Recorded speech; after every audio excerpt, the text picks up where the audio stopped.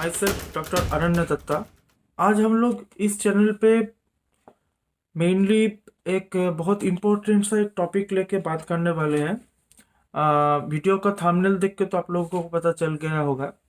वैसे तो हम लोग इस चैनल पे कुछ इम्पोर्टेंट साइंस और मतलब फिजिक्स, केमिस्ट्री या फिर बेसिकली साइंस का न्यूमेरिकल्स और मैथमेटिक्स, प्योरली मैथ साइंस के ऊपर वीडियो बनाते हैं, इम्पोर्टेंट वीडियोस। तो आज मैं जो टॉपिक लेके थोड़ा बात करने वाला हूँ वो है कि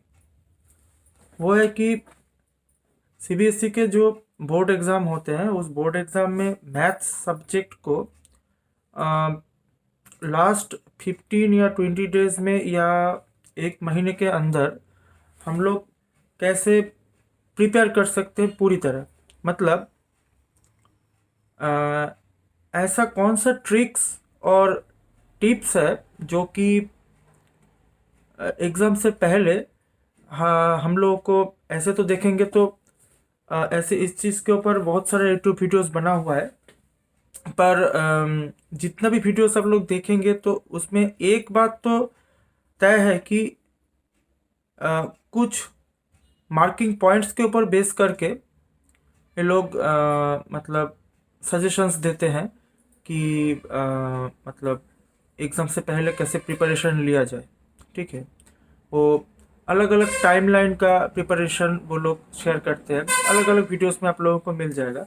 तो मैं अलग कुछ नहीं बताने वाला हूँ, पर एक बात है कि जहाँ पर भी जो भी इंफॉर्मेशन शेयर किया गया है, सब इंफॉर्मेशन का एक जीस्ट मैं आप लोगों के साथ आज शेयर करने वाला हूँ। ठीक है, तो पहले तो बात है कि हम लोग यहाँ पर 4 मेन पॉइंट्स के ऊपर डिस्कस करेंगे कि कैसे हम लोग एग्ज़ाम से पहले, मतलब 15 दिन पहले हो, 5 दिन पहले हो, कि 1 दिन पहले भी हो, कि 10 दिन पहले हो, हम लोग कैसे मतलब खास करके मैथ सब्जेक्ट को कैसे अच्छे से प्रिपेयर कर सकते हैं। ठीक है,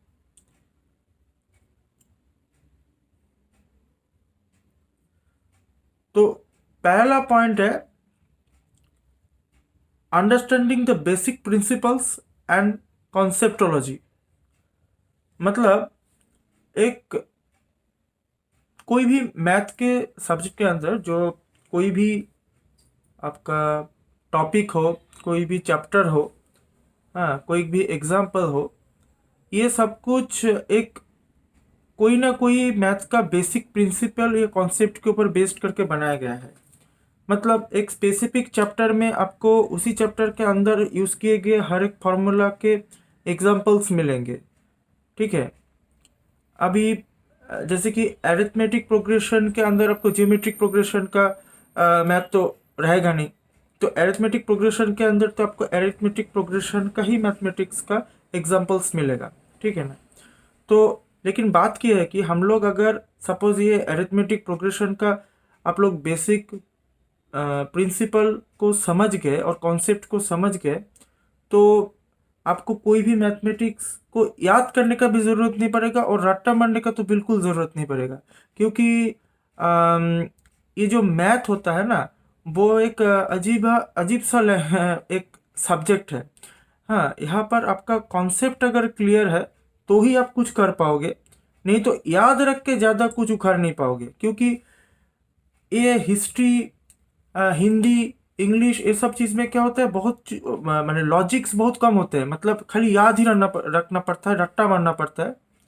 लेकिन मैथ ही ऐसा एक अलग सब्जेक्ट है जहाँ पर आपको उसका कॉन्सेप्ट पूरा क्लियर रखना पड़ेगा, नहीं तो आप नया कुछ कर नहीं पाओगे। मतलब एक न्यूमेरिकल वैल्यू वाला क्वेश्चन आया है तो वही वाला न्यूमेरिकल वैल्यू चाहिए आपको करने के लिए। अगर अगर रट्टा मार के रखोगे तो कोई भी क्वेश्चन में अगर 44, 33 या 26 ऐसा कुछ नंबर स्पेसिफिक वैल्यू दिया हुआ है तो वही question exactly line by line आना पड़ेगा, तो ही जाके आप कुछ लिख पाओगे। अगर रट्टा मार के जाओगे तो पहला बात है कि रट्टा नहीं मारना है, तो उसका बेसिक प्रिंसिपल और कॉन्सेप्टोलॉजी को समझना है।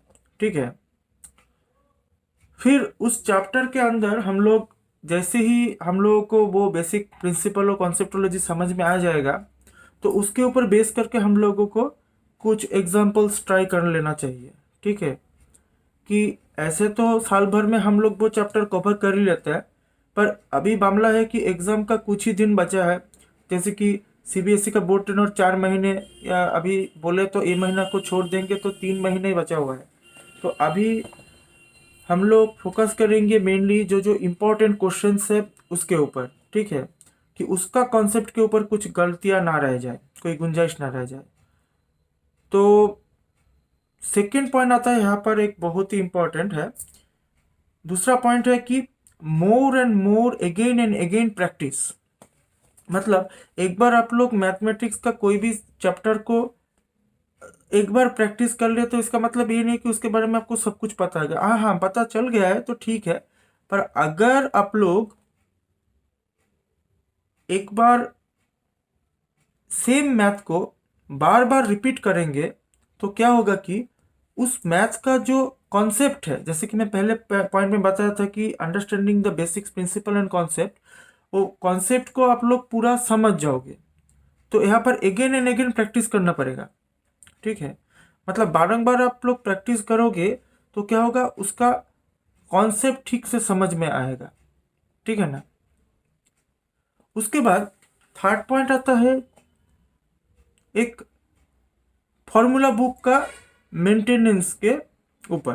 ठीक है, मतलब फॉर्मूला बुक मतलब है कि आप मैथ का एक सपोज एक खाता या डायरी आप लोग यूज़ करोगे, जिसके अंदर आप लोग क्या करोगे कि कोई भी चैप्टर का नाम लिख के सीरियल ईयर की एक के बाद एक चैप्टर 1 चैप्टर 2 चैप्टर 3 ऐसे करके जितना भी फॉर्मूलाज यूज हुए हैं उस चैप्टर में, उसका एक लिस्ट बना डालोगे। ठीक है ना।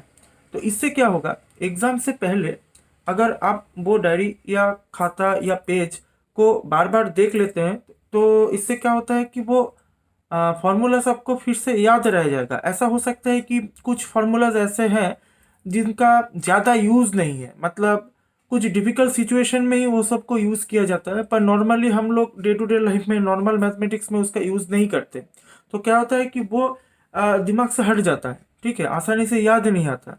लेकिन एक स्पेसिफिक चैप्टर के अंदर अगर आप लोग वो लिस्ट वाइज पढ़ लोगे एक बार, तो क्या होगा कि एग्जाम में वही वाला चैप्टर से जो क्वेश्चन आया है उसमें कौन सा फॉर्मूला यूज हुआ है वो आपको जल्दी से याद आ जाएगा। ठीक है ना।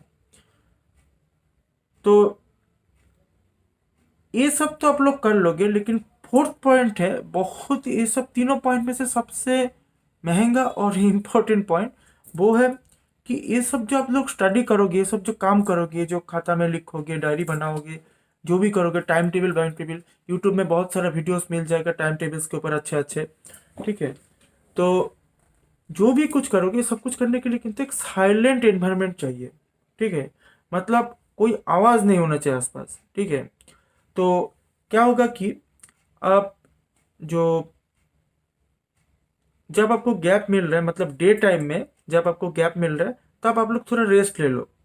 मेरे बोलने का मतलब है कि सपोज जो ऑफिशियल आवर होता है 10 बजे से 5 बजे के अंदर, या 10 बजे से 12 बजे के अंदर जो सुबह का टाइम होता है, उस टाइम में क्या होता है कि आप लोग थोड़ा रेस्ट ले सकते हो। मैं इसलिए बोल रहा हूँ कि अगर आप लोग रात को पढ़ने का कोशिश करोगे, मतलब वहाँ उस टाइम में ना साउंड नहीं होता, कोई गाड़ी वाड़ी या कोई अचानक से आ जाने का चांसेस भी नहीं है। हाँ, रिलेटिव्स आ जा सकते हैं, ऐसा बहुत कुछ हो सकता है। मतलब डिस्टर्बिंग एलिमेंट्स मिनिमल रहता है रात को।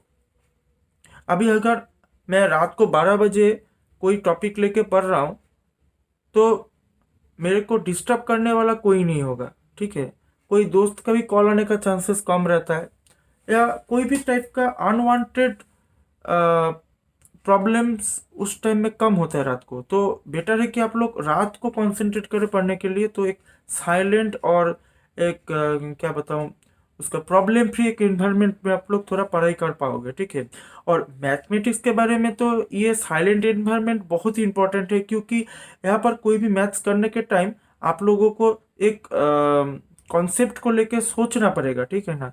तो जैसे आप लोग ज़्यादा सोचोगे तो उसके टाइम में अगर सोचने के बीच में अगर कोई भी साउंड या डिस्ट्रैक्शन हुआ तो तो क्या होगा कि वो सोच में थोड़ा खेद आ जाएगा, ठीक है ना, सोच के बीच में थोड़ा खेद पड़ जाएगा, ठीक है।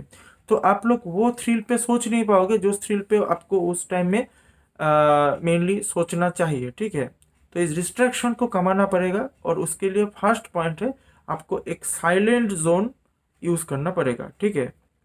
कोई डिस्टरबेंस नहीं है।